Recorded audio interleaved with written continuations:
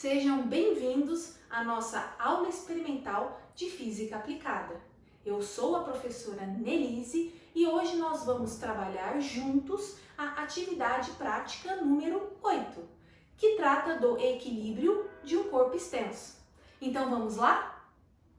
Bom, antes de começarmos então a falar de corpo extenso, eu gostaria de tratar aqui um conceito muito importante com vocês, que é o conceito de densidade.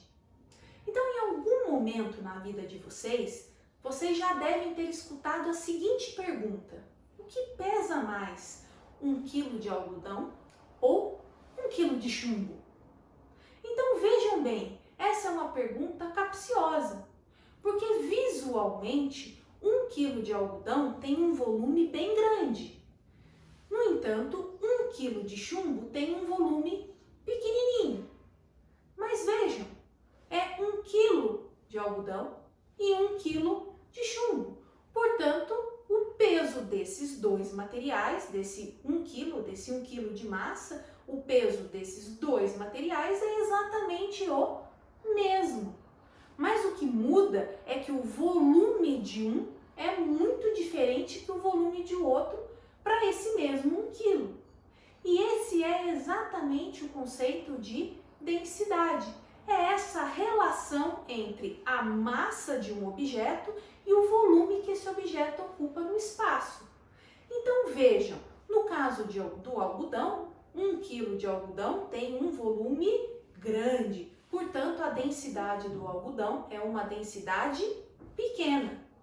Já no caso do chumbo, 1 quilo do chumbo tem um volume pequeno. Portanto, a densidade é alta. Entenderam, pessoal? Bom, então vamos agora, concentrar nossos esforços aqui na nossa experiência. E nós vamos precisar desse conceito de densidade para fazer a nossa experiência. Então vejam, estou aqui na minha mão com um cilindro, com um pequeno objeto cilíndrico.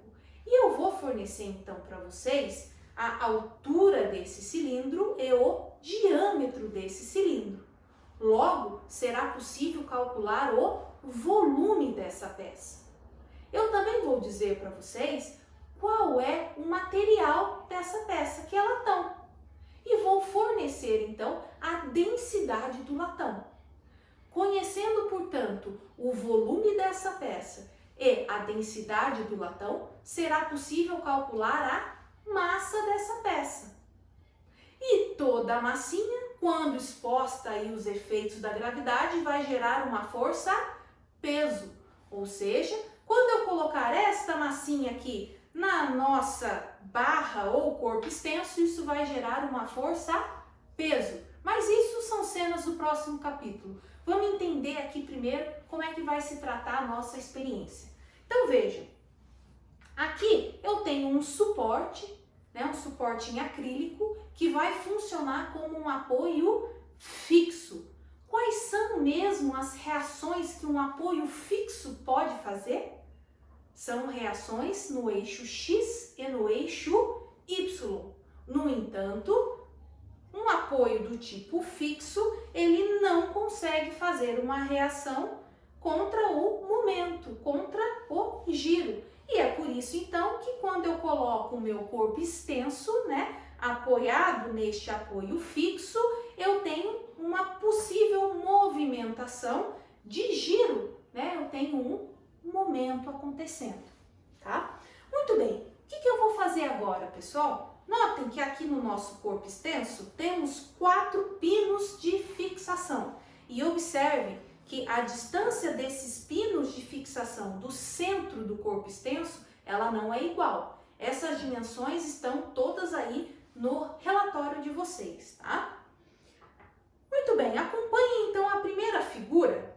A primeira figura da segunda parte da nossa experiência diz para então posicionarmos, algumas massinhas em determinados pontos para observar então uma primeira situação.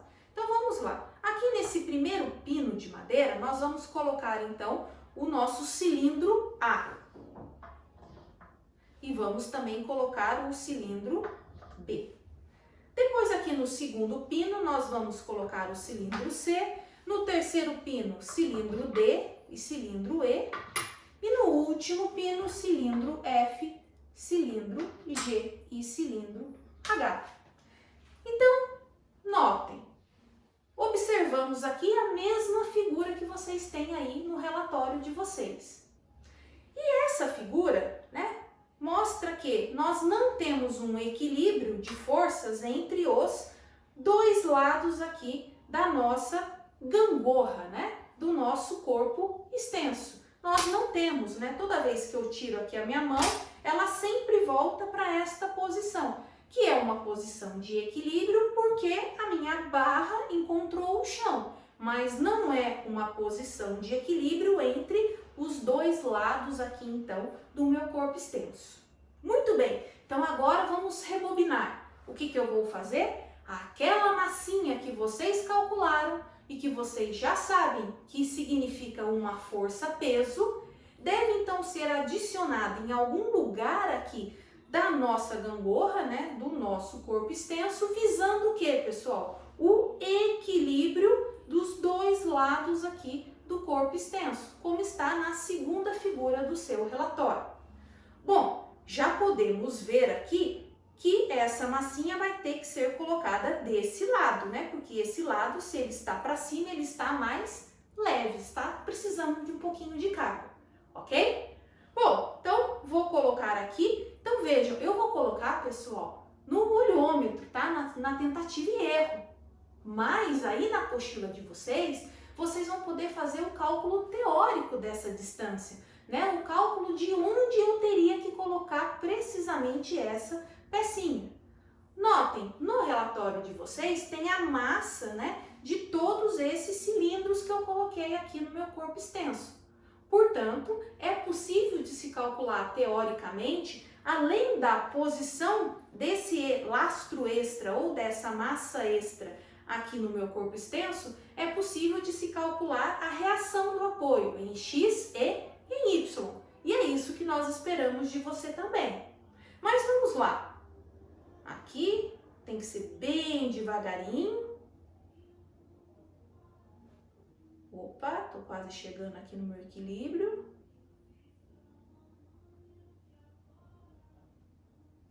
Opa, ainda não. Equilíbrio! E agora? Ai, não! De novo. Tá muito próximo. Elise, não se empolgue em bater palma em cima do instrumento.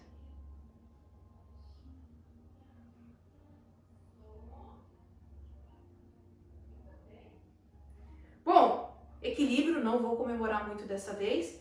Equilíbrio, o que eu vou fazer agora? Com a minha régua, eu vou medir a distância entre essa massa extra, esse lastro que eu coloquei aqui e o centro do meu corpo extenso.